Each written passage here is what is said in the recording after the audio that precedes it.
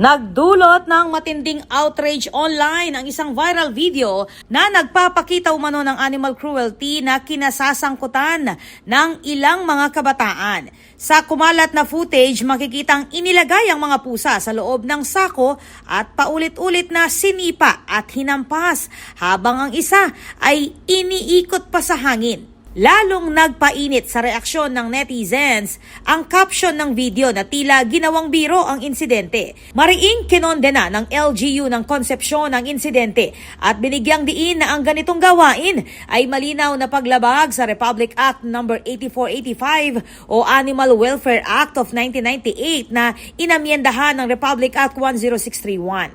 Nakikipag-coordinate na rin ang LGU sa concerned authorities upang matiyak na masusunod ang tamang legal process at pananagutan ng mga responsable. Samantala, nananawagan ng LGU sa publiko na maging responsable sa pag-share ng information online.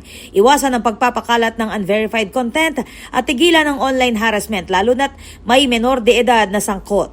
Iginiit ng pamahalaang lokal ang kanilang commitment sa animal welfare at sa pagpapanatili ng isang makatao at responsableng komunidad.